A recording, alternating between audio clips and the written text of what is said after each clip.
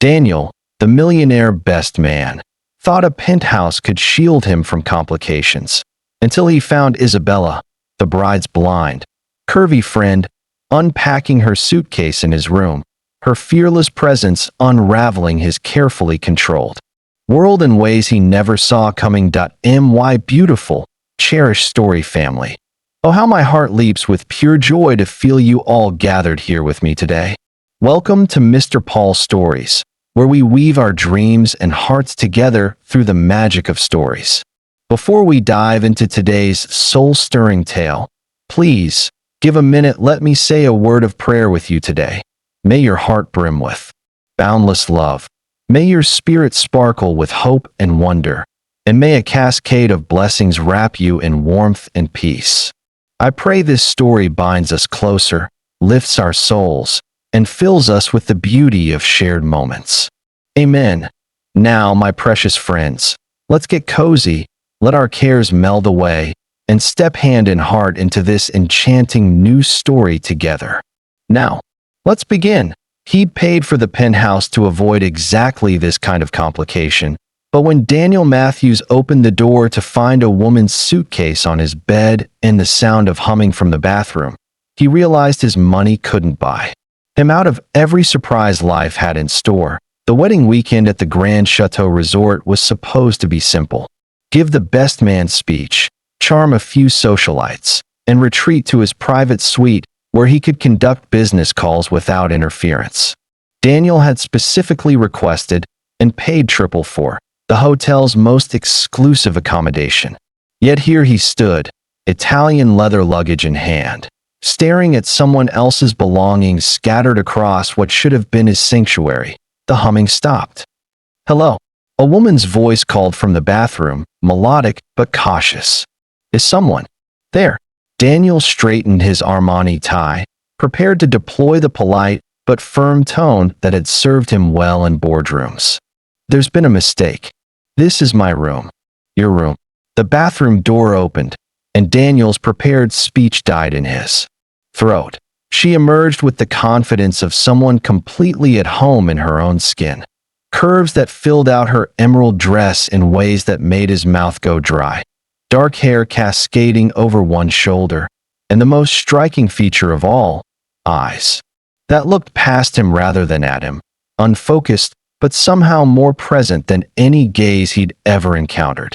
"I'm Isabella Rodriguez," she said, extending her hand in his general direction while the other traced along the doorframe. "Elena's maid of honor.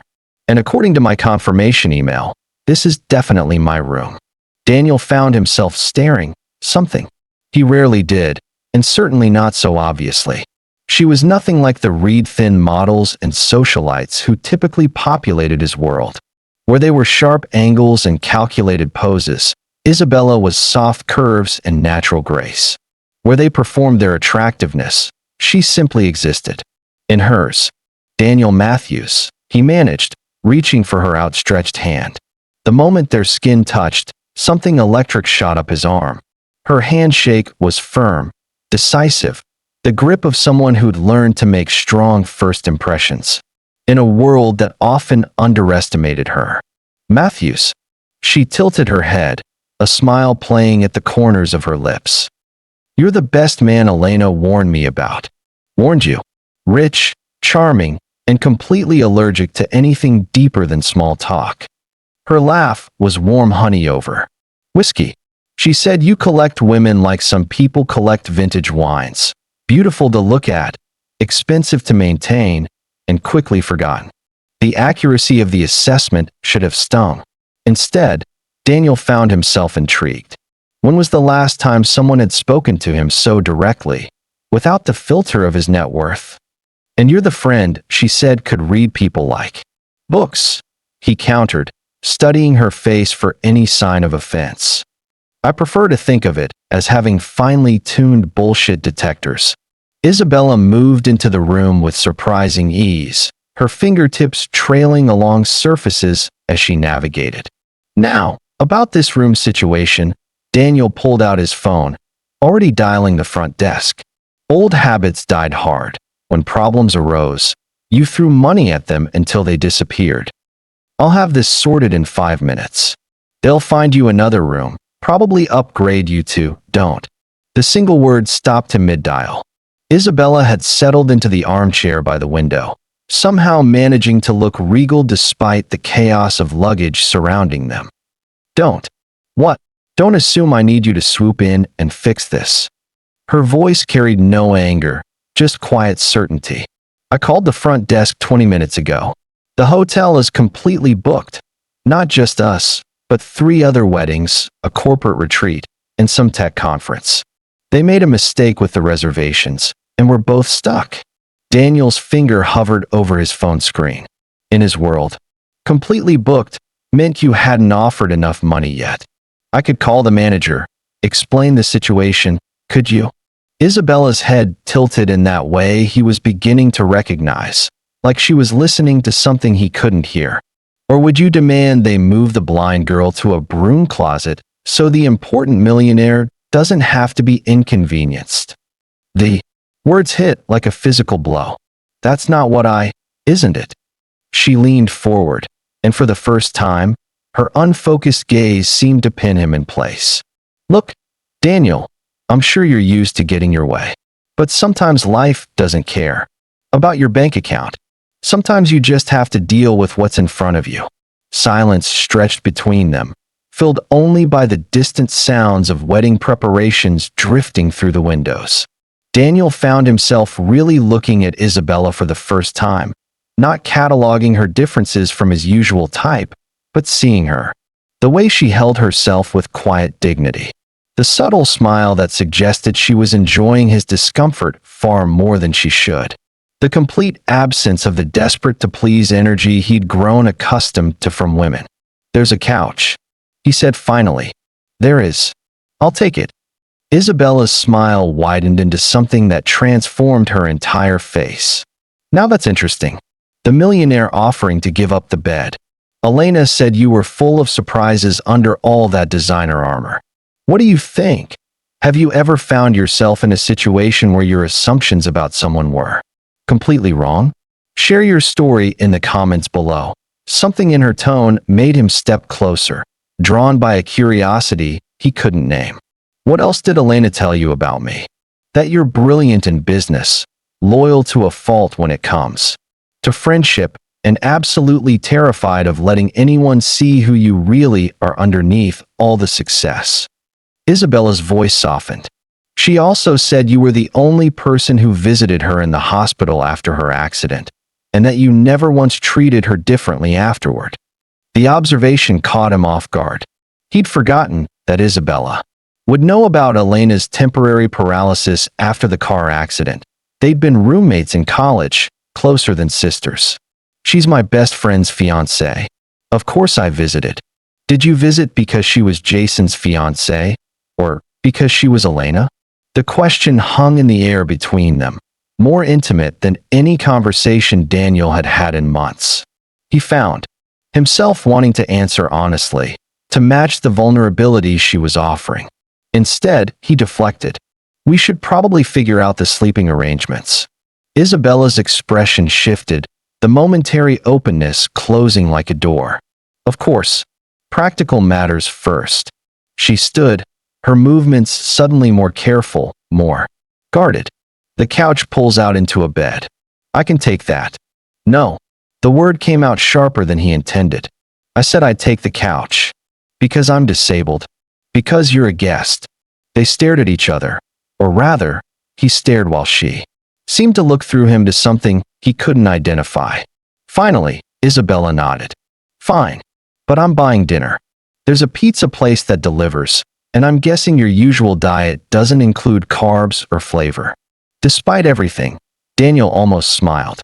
How could you possibly know that? You smell like expensive cologne and desperation.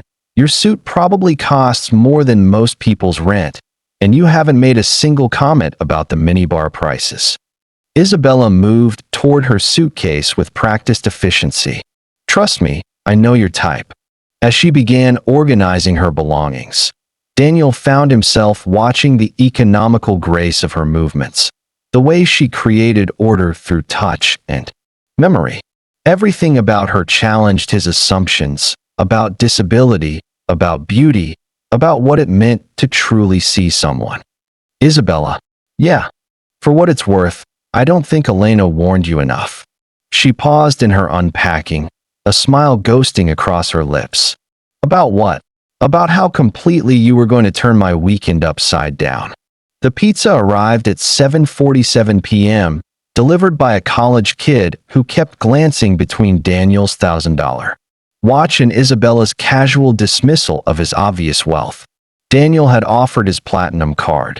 Isabella had already paid with cash and waved him away.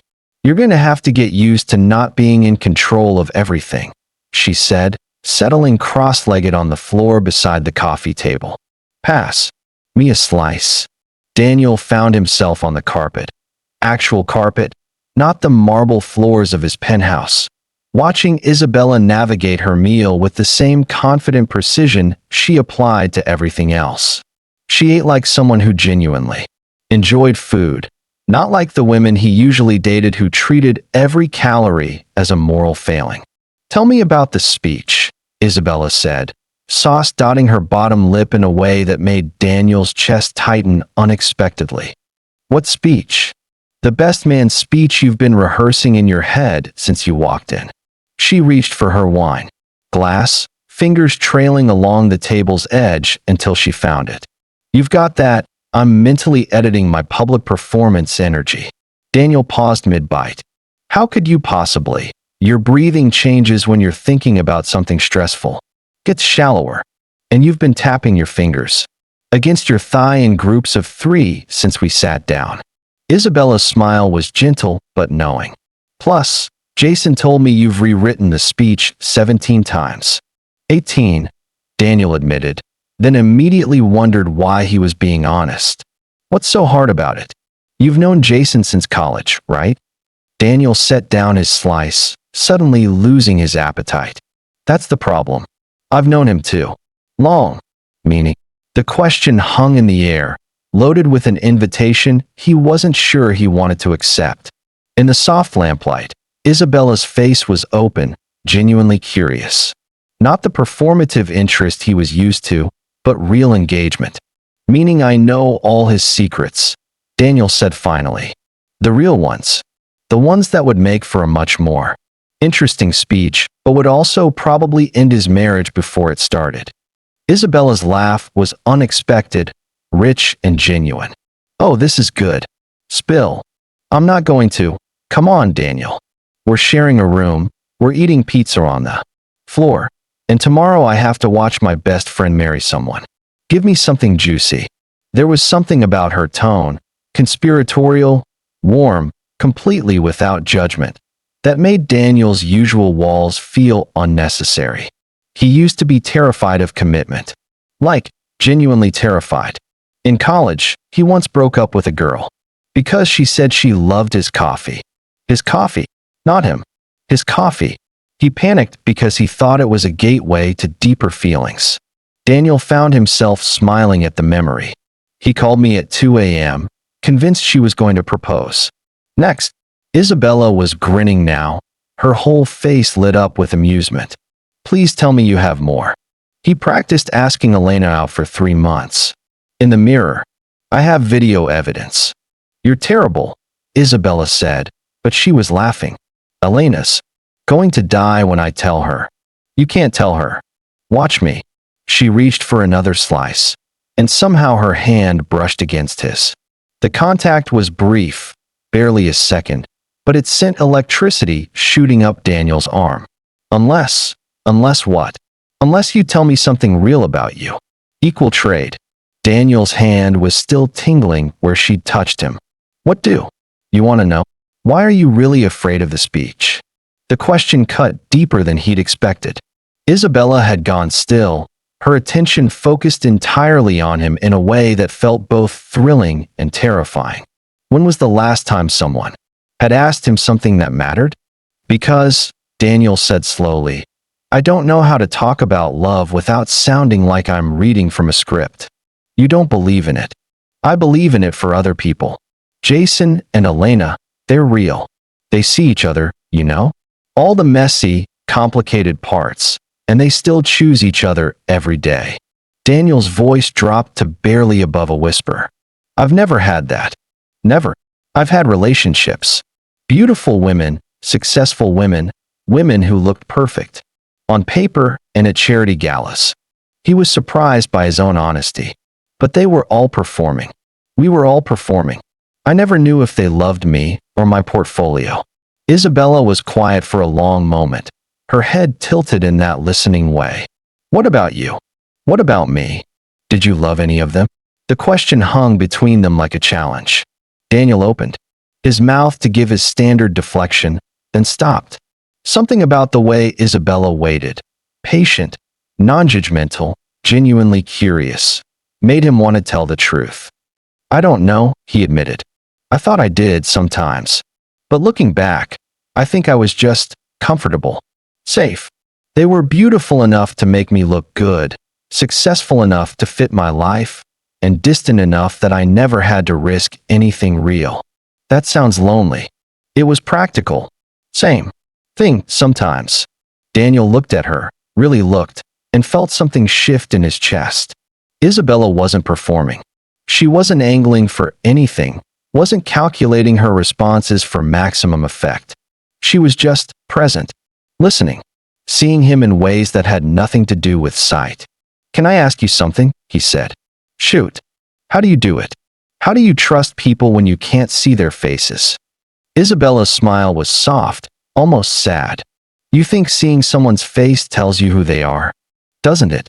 Daniel, I've been lied to by some of the most beautiful people in the world. I've been loved by people who weren't much to look at. Trust isn't about what you see. It's about what you feel. She reached across the space between them, her fingers finding his wrist. Your pulse just jumped. That tells me more about you than any expression could. Her touch was warm, gentle, and completely devastating. Daniel felt exposed in a way that had nothing to do with being seen and everything to do with being known. What does it tell you? He asked, his voice rougher than he intended. That you're scared, Isabella said simply. That you want something real but you don't know how to ask for it. That you're tired of being safe. The words hit him like a physical blow. Daniel stared at her, this woman who had known him for less than 4 hours and somehow seen straight through to the heart of him. Isabella, I know, she said softly, her thumb tracing across his pulse point. I'm scared too. Have you ever met someone who saw the real you from the very beginning? Tell us about that moment of recognition in the comments. The confession hung in the air between them, loaded with possibility and danger. Daniel felt something cracking open in his chest, something he'd kept locked away for years. And for the first time in his adult life, he didn't want to run from it. Daniel pulled his hand away as if Isabella's touch had burned him. The movement was sharp, instinctive, a retreat so sudden that Isabella's fingers closed around empty air. Her face shifted, the openness from moments before replaced by something more guarded, more familiar. I should make some calls, Daniel said, already reaching for his phone. Early morning meetings, you know how it is. Isabella's laugh was different now. Cooler, edged with something that might have been disappointment or relief. Of course, can't let a little thing like human connection interfere with business. That's not. Daniel stopped himself. It was exactly what he was doing, and they both knew it. I just need to check in with my team. At 8 p.m. on a Friday. Markets don't sleep. Right. Isabella began clearing the pizza boxes with efficient movements, her earlier ease replaced by careful precision. Well, don't let me stop you from making money. Daniel watched her navigate around him, noting the subtle shift in her body language. Where before she'd moved with comfortable confidence, now she maintained careful distance. Her spine was straighter, her smile more polite than genuine. He should have felt relieved. This was familiar territory, the careful dance of retreat, the mutual agreement to keep things surface level. So why did her withdrawal feel like a loss? Isabella, I'm going to take a shower, she said, not quite cutting him off but close. Try not to buy the hotel while I'm gone. The bathroom door closed with a soft click that somehow felt final. Daniel stood alone in the suddenly too quiet room, his phone heavy in his hand. He had 17 missed calls, 43 unread emails, and a merger deal that needed his attention before Monday. This was exactly what he should be doing. Focusing on what mattered, what was real and quantifiable and safe. That he dialed his assistant. Daniel. Marcus's voice was crisp despite the late hour. Everything okay? You never call on wedding weekends. Just checking on the Henderson acquisition. Did their lawyers respond to our terms?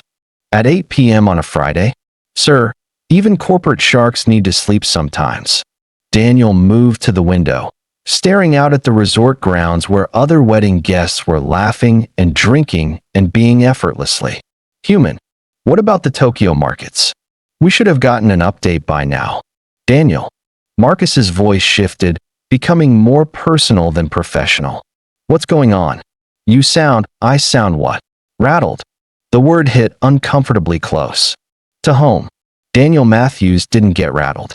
He got challenged, he got focused, he got results. Rattled was for people who let emotions cloud their judgment. I'm fine. Just send me the Henderson files. I'll review them tonight. Tonight?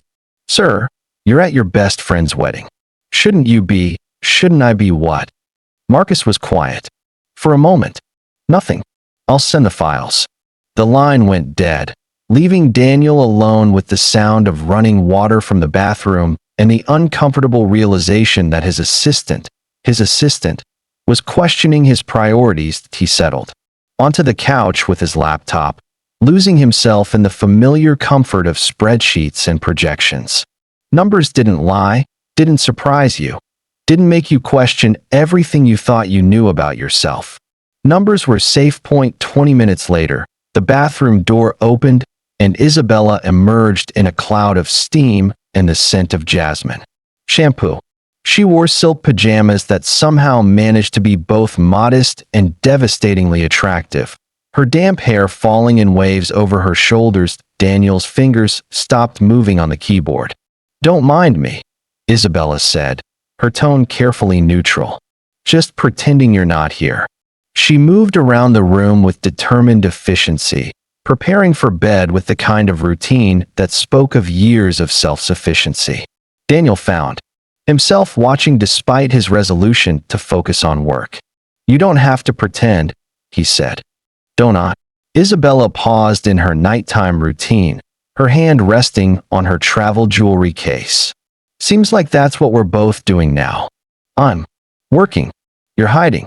The accusation hung in the air between them. Daniel's jaw tightened. I'm not hiding from anything. No. Then why did you practically leap away from me the moment things got real? Daniel closed his laptop with more force than necessary. Things didn't get real. We shared pizza and had a conversation. That's hardly grounds for what? For feeling something.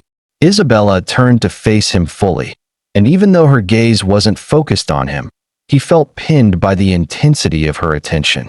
God forbid the great Daniel Matthews actually connect with another human being. You don't know anything about me. I know you're scared. Her voice was quieter now, but no less direct. I know you felt something when I touched you, and it terrified you so much you immediately started building walls. That's ridiculous. Is it? Isabella moved closer, her bare feet silent on the carpet. Tell me, Daniel, when was the last time someone touched you and you didn't think about what they wanted from you? The question hit like a physical blow. Daniel felt his breath catch, felt the careful defenses he'd spent years building start to crack. When was the last time you let someone see you without your armor? Isabella continued, her voice soft but relentless. When was the last time you were just Daniel? Not the millionaire, not the successful businessman, not the guy who can solve any problem with his checkbook. Just you. Stop. The word came out rougher than he intended. Why? Because it's too real? Because you might actually have to feel something? Daniel stood abruptly, his laptop sliding to the floor. You think you have me all figured out, don't you? Poor little rich boy, scared of genuine emotion. Well, Here's some reality for you. Feelings don't pay the bills. They don't build companies or create jobs or make anything meaningful happen in the world. They also don't leave you eating dinner alone in a penthouse every night, wondering why you're successful but empty. The words hit their target with devastating accuracy. Daniel felt something crack inside his chest, something he'd kept carefully protected for years. You don't know what you're talking about, don't I? Isabella's smile was sad, knowing. Daniel, I can hear it in your voice. The loneliness. It's so loud it practically echoes. I'm not lonely. I'm selective. Same thing sometimes. They stood facing each other across the small space. Him rigid with defensive tension, her achingly vulnerable in her silk pajamas and damp hair. The air between them crackled with unfinished conversations and unacknowledged truths. This is exactly why I don't do this, Daniel said finally, his voice barely above a whisper. This is why I keep things simple. Because complicated only leads to what? To feeling something real for once in your perfectly controlled life. To disappointment, he said, the word torn from somewhere deep in his chest. To getting hurt. To trusting someone and having them.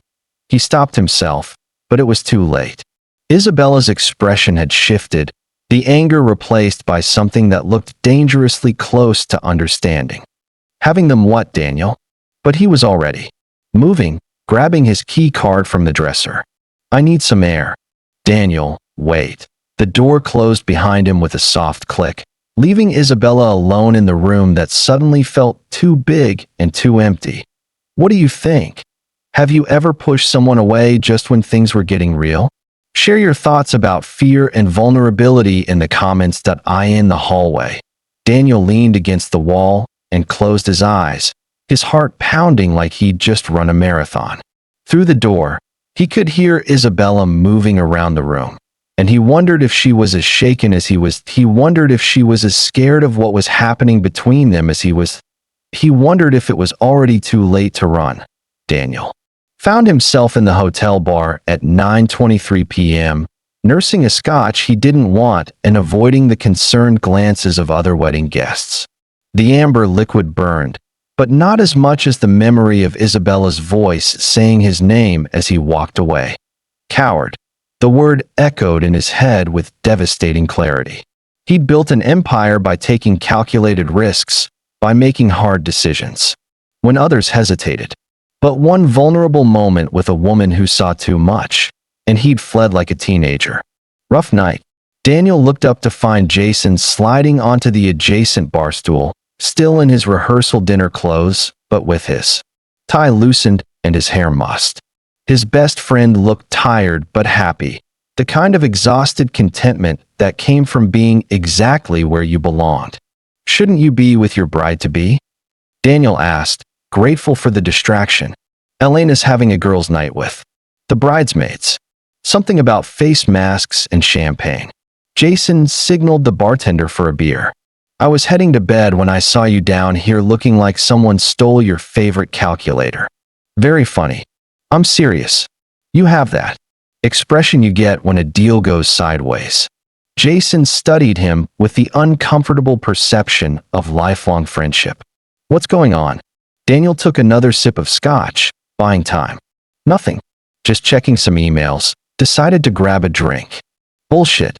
The word was said mildly, but with absolute certainty. Jason had known him too long, had seen him through too many crises to accept surface-level deflection. The hotel screwed up the room assignments, Daniel said finally. I'm sharing with Isabella. Elena's Isabella. Jason's eyebrows shot up. The one who, yes. Huh. Jason was quiet for a moment, processing. That explains a lot. What's that? Supposed to mean? Nothing. Just. Isabella's special. Elena's told me about her.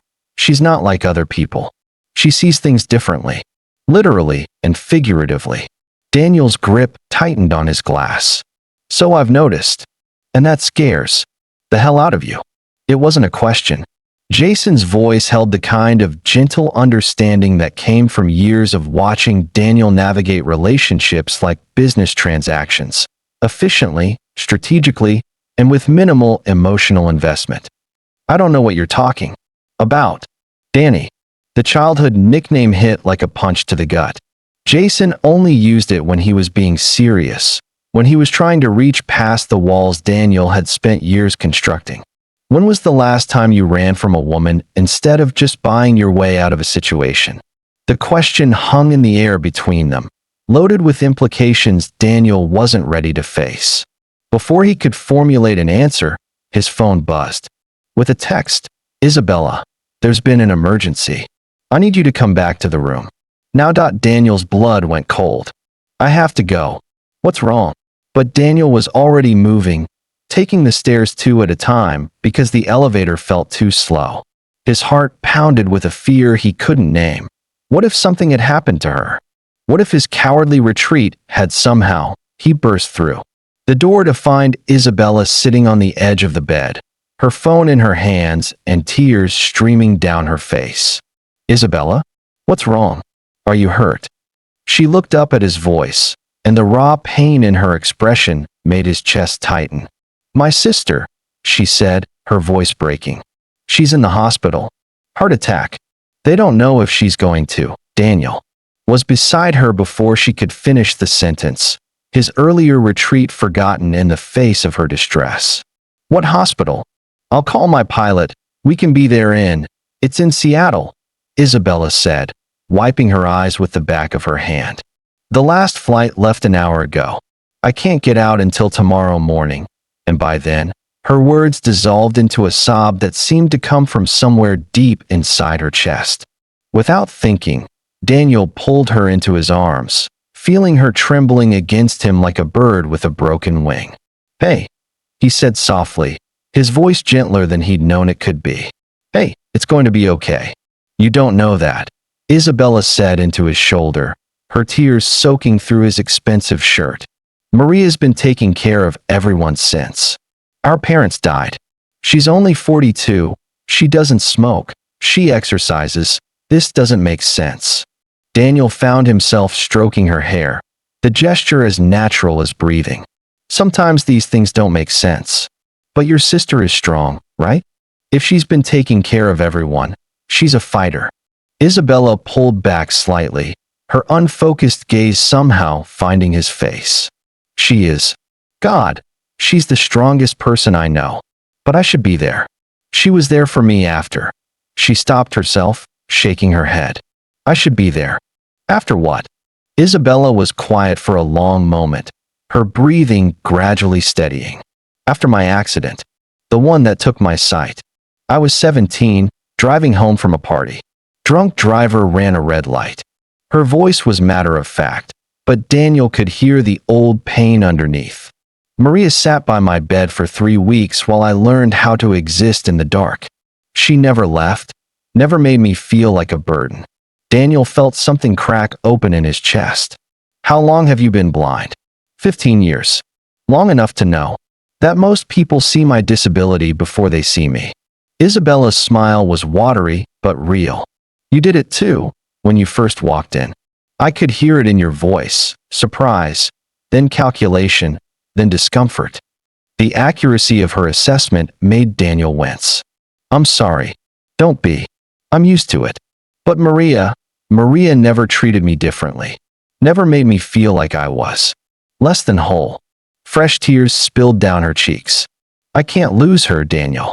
She's all the family I have left." Daniel found himself pulling her closer, his arms tightening around her as if he could shield her from grief itself. "You're not going to lose her. And you're not alone." The words surprised him as much as they seemed to surprise her. Isabella went still in his arms, her head tilted in that listening way. "You don't have to." "Yes, I do," Daniel said, the conviction in his voice surprising them both. "I'm calling my pilot now. We'll fly out tonight." "Daniel, you don't understand. This isn't your problem, and I can't afford to charter a. Money isn't an issue. It is for me," Isabella said firmly, pulling back to face him. "I don't take charity. It's not charity. It's." Daniel stopped, suddenly unsure how to define what it was. "It's what friends do." "Friends?" The word hung between them, loaded with all the complications they'd been dancing around. Daniel looked at Isabella's tear-stained face, at the vulnerability she was trying so hard to hide, and felt something shift permanently in his chest. "Yes," he said simply. "Friends." Isabella searched his face as if she could see it, her fingers unconsciously reaching out to trace along his jaw. The touch was light, exploratory, but it sent electricity shooting through his entire nervous system. "Why are you doing this?" The question was whispered, intimate, and Daniel found himself leaning into her touch without conscious thought. "Because," he said, his voice rough with emotions he couldn't name, "maybe I'm tired of running." Have you ever had someone show up for you when you least expected it? Tell us about a time when someone's kindness changed everything. Outside, thunder rumbled ominously, and the first drops of rain began to spatter against the windows. The storm everyone had been predicting was finally arriving, and Daniel realized that he and Isabella were about to be trapped together in more ways than one. But for the first time in years, the prospect of being trapped didn't terrify him. It felt like coming home. The storm hit with the fury of nature finally unleashing what it had been promising all day. Rain lashed against the windows in sheets, and lightning illuminated the sky in stark, white flashes that made the hotel room feel like a ship in a tempest. Daniel's pilot had been apologetic but firm. No flights until the storm passed, which weather reports suggested wouldn't be until Sunday morning. They were grounded, trapped not just in the room but in each other's company. Isabella sat curled in the armchair, her phone pressed to her ear as she spoke in rapid Spanish to someone at the hospital. Daniel could only catch fragments. "Mi hermana. Por favor, ¿cómo está?" But the desperation in her voice was universal. When she finally hung up, her shoulders sagged with exhaustion. "Any change?" Daniel asked softly. "She's stable. In surgery now." Isabella's voice was hoarse from crying. "They're doing a triple bypass. The doctor says the next 12 hours are critical." Daniel moved to the minibar, pulling out a bottle of water and bringing it to her. Their fingers brushed as she took it, and he noticed her hands were still trembling. "Tell me about her," he said, settling onto the edge of the bed. "Your sister." Isabella's smile was watery but genuine. "Maria's. She's everything I'm not. Practical, organized, terrifyingly competent. She runs a nonprofit that provides services for kids with disabilities. Has 3 children of her own, all adopted from the foster system." She took a sip of water, her voice growing stronger as she talked. "She's the kind of person who sees a problem and immediately starts fixing it." "Sounds familiar," Daniel said quietly. "What do you mean?" "The way you handled the room situation. The way you're handling this crisis. You're more like her than you think." Isabella was quiet for a moment, considering. "Maybe. But Maria never needed anyone the way I needed her after the accident. She was born complete. I had to learn how to be whole again." Thunder crashed overhead, so close the windows rattled. In the intermittent lightning, Daniel studied Isabella's profile, the strength in the set of her jaw, the vulnerability in the way she held herself. She was beautiful, but it was the kind of beauty that came from surviving something terrible and choosing to remain open to the world anyway. "What was it like?" he asked. "Learning to see without sight." Isabella turned toward him, and he was struck again by how her unfocused gaze somehow seemed to see straight through to his soul. "Terrifying. Liberating. Both at the same time. Liberating. You learn to trust things you never noticed before. The way someone's voice changes when they're lying. The way their breathing shifts when they're nervous or excited or..." She paused, her cheeks flushing slightly. "Or attracted to someone." Daniel's pulse jumped, and he wondered if she could hear it. And the terrifying part, realizing how much of what I thought was important was just surface. How much energy I'd wasted worrying about how I looked, whether people found me attractive, whether I was thin enough or pretty enough or perfect enough. Isabella's laugh was soft, but edged with old pain. "Losing my sight taught me to see people for who they really are. And most of the time, that's terrifying. Why? Because most people are performing, Daniel. They're so busy being who they think they should be that they forget who they actually are. Her voice dropped to barely above a whisper. But sometimes, if you're very lucky, you meet someone who's forgotten how to pretend. Lightning flashed again, and in the brief illumination, Daniel saw something in Isabella's expression that made his breath catch. She was looking at him, not through him, not past him, but at him, as if she could see every wall he'd ever built and every fear he'd ever hidden. "Tell me about the last time you cried," she said suddenly. The question caught him completely off guard. "What? The last time you cried?" "Real tears, not just moisture in your eyes at a sad movie." Daniel's throat felt tight. "I don't. Everyone cries, Daniel. Even billionaires." "Millionaire," he corrected automatically, then immediately felt ridiculous. Isabella's smile was gentle but persistent. "When?" The answer came from somewhere deep in his chest, a memory he'd buried so thoroughly he'd almost convinced himself it had never happened. "My father's funeral. 5 years ago." "Tell me." Daniel found himself leaning back against the headboard, his eyes fixed on the storm outside. He had a massive stroke at his office. Died at his desk, working on a merger. That would make the company another 50 million. His voice was flat, emotionless. They found him 12 hours later. "I'm sorry." "Don't be. We weren't close." He was a hard man. Believed weakness was the only unforgivable sin. Daniel's hands clenched into fists without him realizing it. "I spent my whole childhood trying to prove I wasn't weak. Good grades, perfect behavior, never crying even when he stopped himself, but Isabella was too perceptive to let it slide. Even when he what? Nothing. It doesn't matter now. Daniel." Her voice was soft but implacable. "Even when he what?" The words came out in a rush, like poison finally being drawn from a wound. "Even when he hit me. Even when he locked me in the basement for crying over a dog that got hit by a car. Even when he told me that emotions were for women and weaklings, and I was neither if I wanted to be his son." The silence that followed was deafening, broken only by the sound of rain against glass. Daniel felt exposed, raw, like he'd just peeled away his own skin. "How old were you?" Isabella asked, her voice barely audible. 8. When the dog died. Daniel's laugh was hollow. "Stupid, right? Crying over a mutt we'd had for 6 months." "No," Isabella said fiercely. "Not stupid. Human." She moved from the chair to the bed, her hand finding his in the darkness. Her fingers were warm, steady, anchoring him when he felt like he might float away from his own body. "At the funeral," she said gently. "Why did you cry then?" Daniel closed his eyes, even though she couldn't see him anyway. "Because I realized I'd spent 32 years trying to earn the love of a man who wasn't capable of giving it, and that I'd become exactly like him in the process." "How?"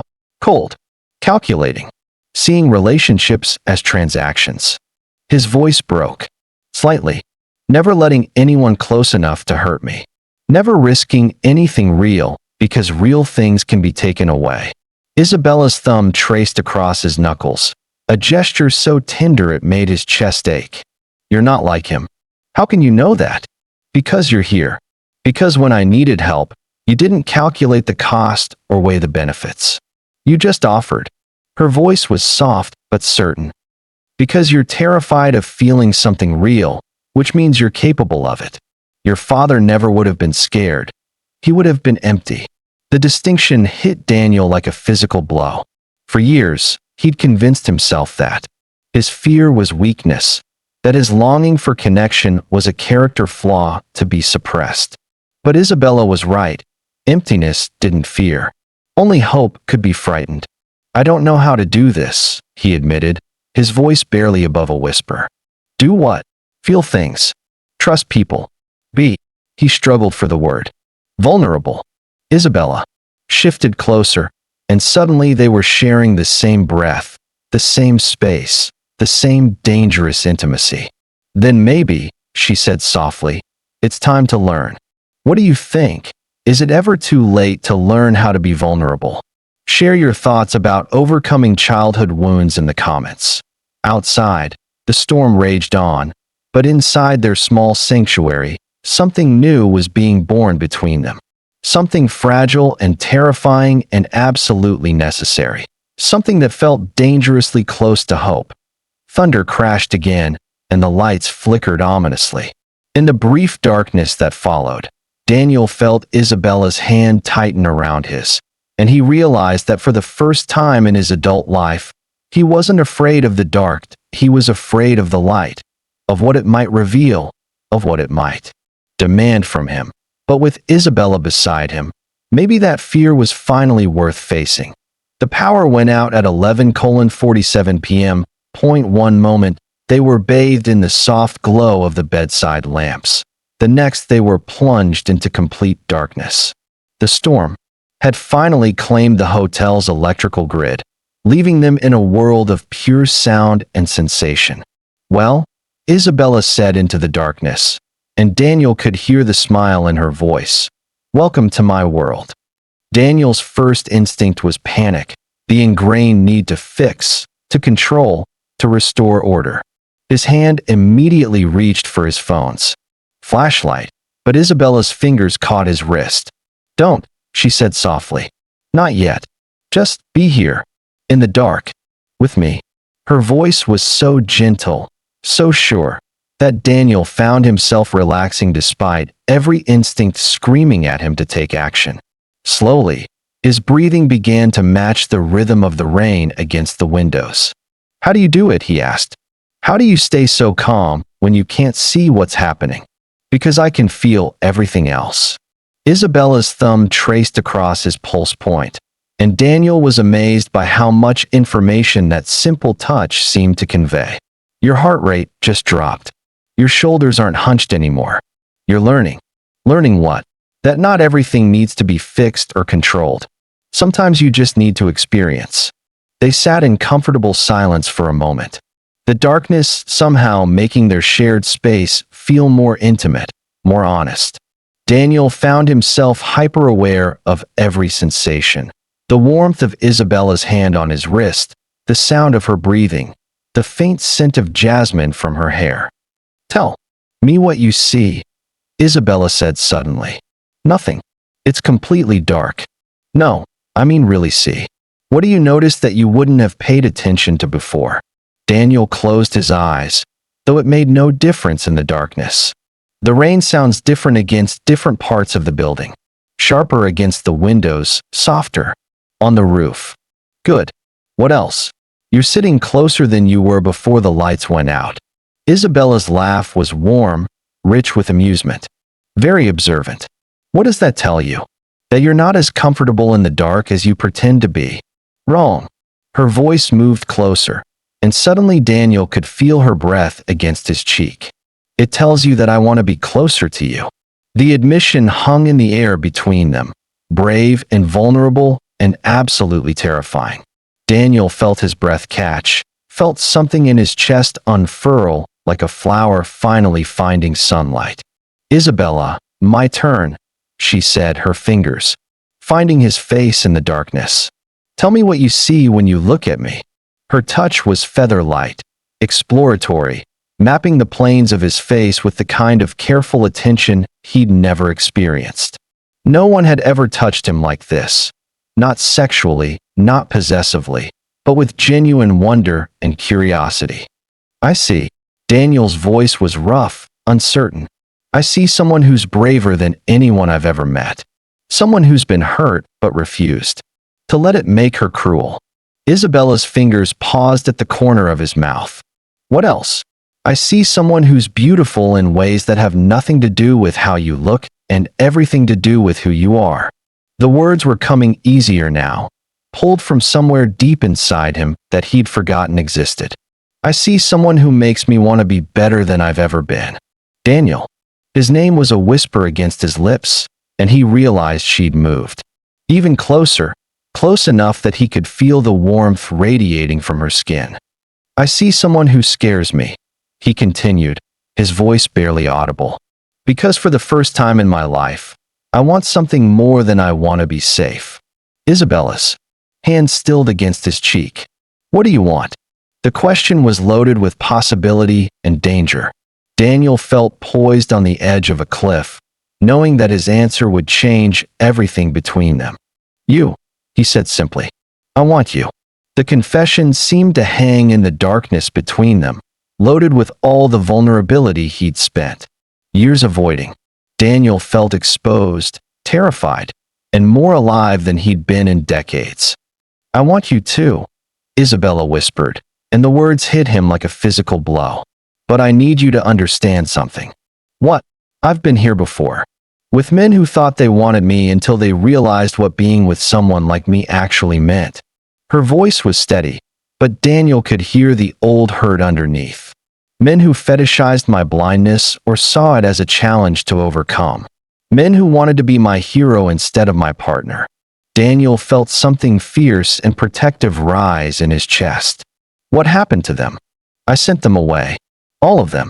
Isabella's smile was sad but determined. Because I'd rather be alone than be someone's charity case or inspiration porn. Is that what you think this is? I don't know what this is, Isabella admitted. But I know that in 12 hours, you'll go back to your world of board meetings and business deals, and I'll go back to mine. And I need to know, are you here because you feel sorry for me? Because you want to be the knight who rescues the damaged girl? Daniel caught her hand, pressing it firmly against his chest where his heart was pounding like a drum. Feel that, he said intensely. Does that feel like pity to you? Isabella's breath caught, her fingers spreading across his chest. No, she whispered. It feels like fear. It is fear, but not of you, of this. Of feeling something real for the first time in my adult life. Daniel's voice was raw with honesty. I don't want to rescue you, Isabella. You're the strongest person I've ever met. If anything, you're rescuing me. From what? From a life of beautiful emptiness. From thinking that success and money were enough. From being so afraid of getting hurt that I forgot how to live.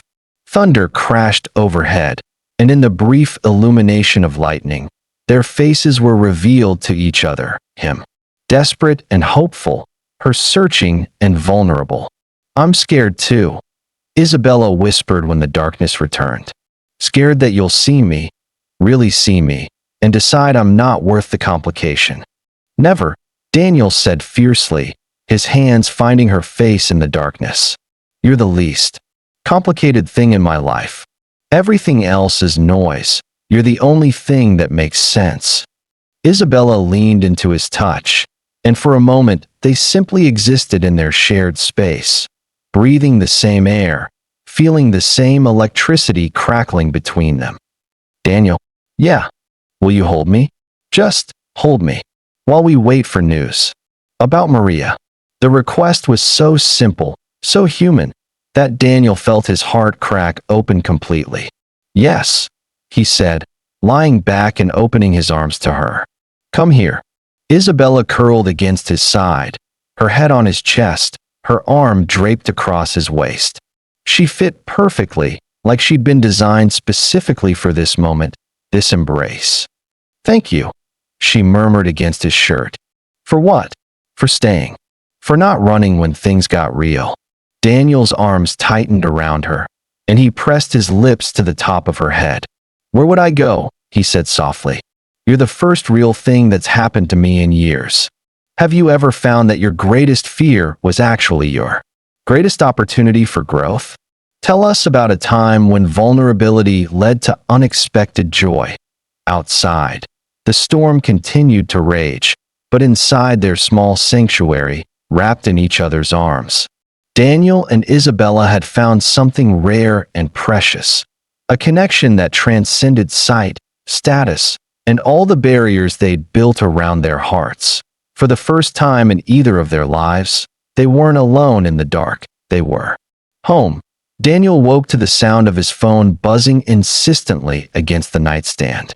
Gray morning light filtered through the windows, and the storm had finally passed, leaving behind an eerie calm. Isabella was still curled against him, her breathing deep and even, one hand resting over his heart. For a moment, he simply lay there, memorizing the feeling of her weight against him, the scent of her hair, the way she'd unconsciously intertwined their legs during the night. He'd never woken up holding someone like this, not with this sense of rightness, of belonging. The phone buzzed again, more insistent. Carefully, trying not to wake Isabella, Daniel reached for it. The caller ID made his blood run cold. Henderson acquisition, urgent, the merger. The deal he'd been working on for 6 months, worth $200 million to his company. The deal that was supposed to close Monday morning. "Hello," he whispered, sliding carefully out of bed. "Daniel, thank God." Marcus's voice was tight with stress. "We have a problem. Henderson's backing out." Daniel's stomach dropped. "What do you mean backing out?" "They got wind of some regulatory issues. Their lawyers are spooked. They want to renegotiate the entire deal, and they want to do it today. Sunday. Today." Daniel moved to the window, keeping his voice low. "That's impossible." "Not impossible. Necessary. If we don't get this locked down by Monday morning, they're walking. 200 million, Daniel. Gone." The numbers hit Daniel like a physical blow. 200 million. 18 months of work. The deal that would cement his company's position in the market for the next decade. "Where are they?" "New York. They want you there by noon for an emergency session." "I've got the jet standing by." Daniel's gaze fell on Isabella, still sleeping peacefully in the bed they'd shared. Her phone was on the nightstand beside her, silent. No news from the hospital, which could be good or bad. "Sir." Marcus's voice cut through his thoughts. "The car will be there in 20 minutes. "Aye." Daniel started, then stopped. 20 minutes. He'd have to wake Isabella, explain, leave her here alone while her sister fought for her life. Leave her after the night they'd shared, after everything they'd confessed to each other in the darkness. But $200 million. His company's future. Everything he'd worked for. "Send the car," he heard himself saying. "Excellent. I'll have the Henderson team on standby." The line went dead, and Daniel stood staring at his phone, his chest tight with something that felt like drowning. Behind him, Isabella stirred. "Daniel? Is everything okay?" He turned, and the sight of her, rumpled from sleep, her hair a dark cloud around her face, reaching for him with trusting eyes, made his decision feel like swallowing glass. "There's been a development," he said, his voice sounding strange, even to himself. "With the Henderson deal." Isabella sat up slowly, immediately alert. "What kind of development?" "They want to renegotiate. Today. In New York." The words hung in the air between them like a blade. Isabella's expression didn't change, but Daniel saw something shift behind her eyes. A closing off, a retreat into familiar self-protection. "Of course they do," she said quietly.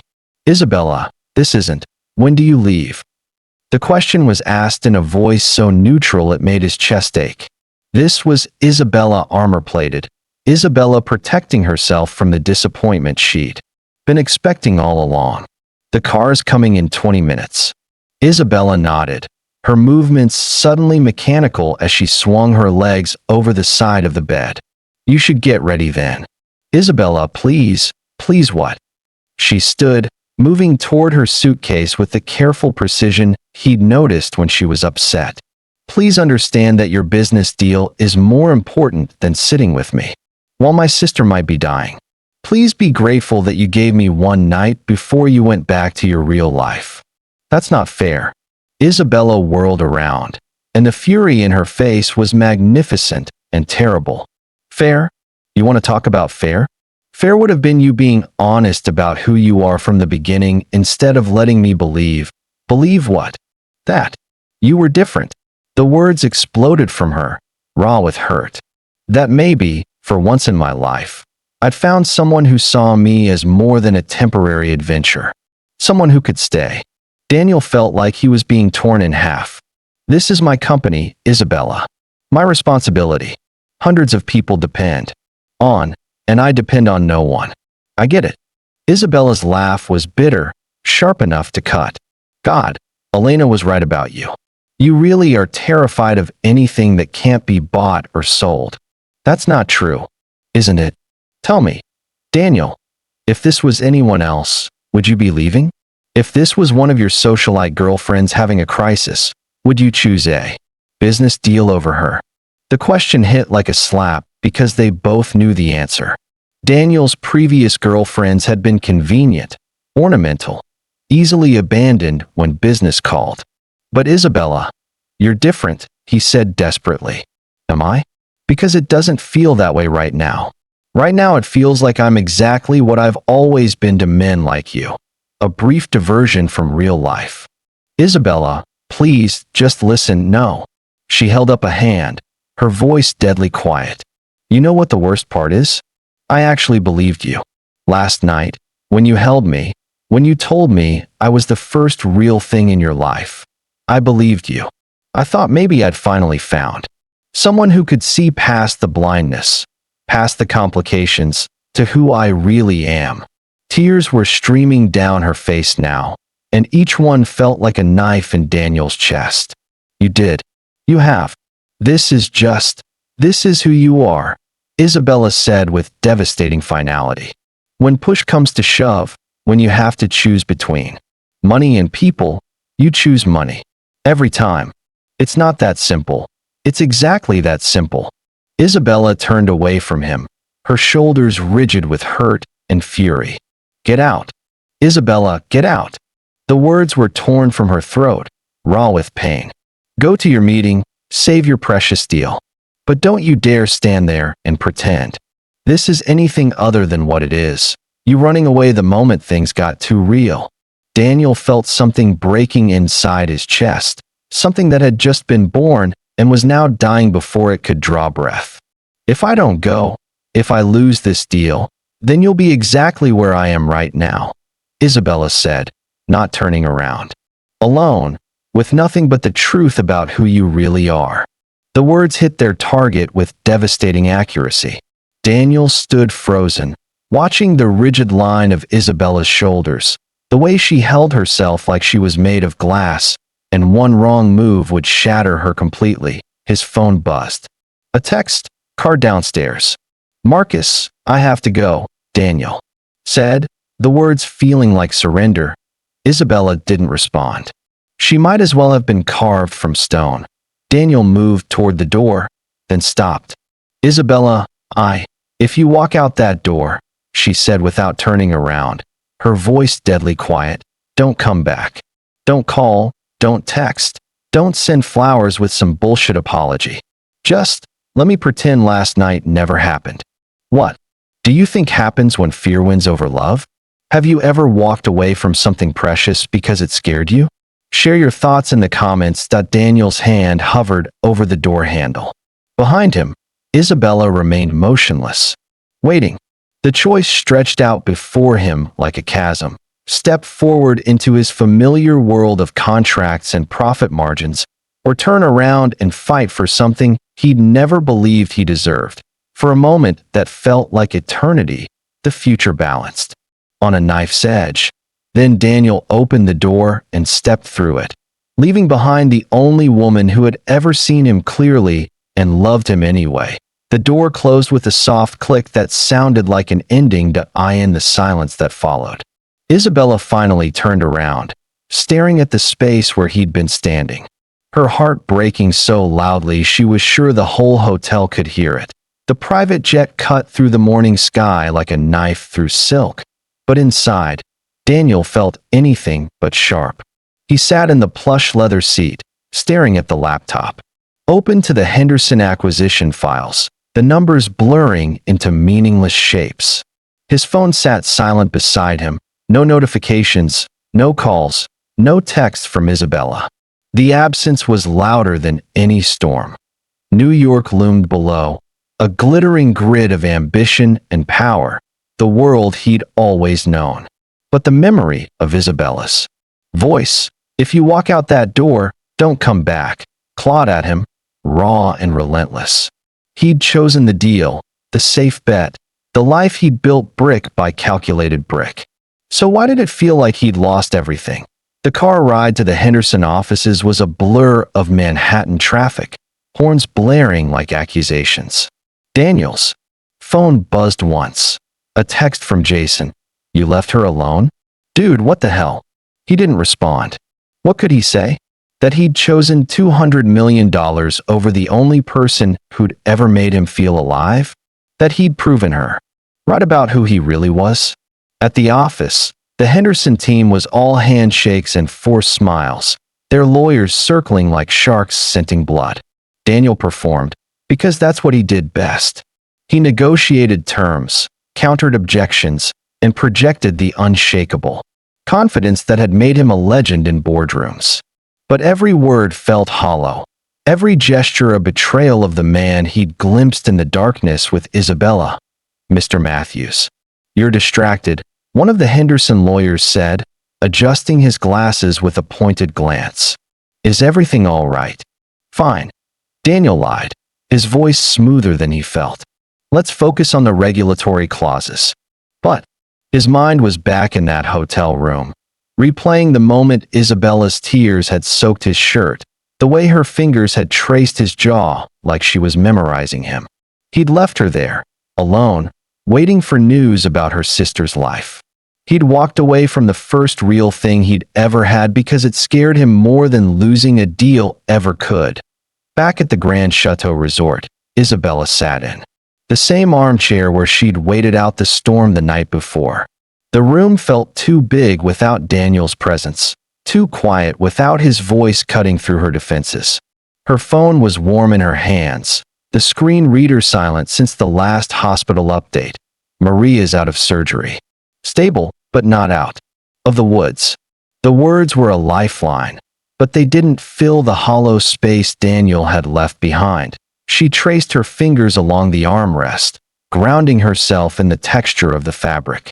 The world was always sharper after heartbreak, every sound, every sensation amplified by the ache in her chest. She could still hear the soft click of the door as Daniel walked out, the finality of it echoing like a gunshot. Elena's voice broke. The silence, gentle but insistent. "Isabella?" "I knocked, but you didn't answer." Isabella turned toward the sound, forcing a smile she didn't feel. "Sorry." Lost in thought, Elena settled onto the couch, her perfume, floral and familiar, filling the space. "Jason told me what happened. With Daniel. With Maria."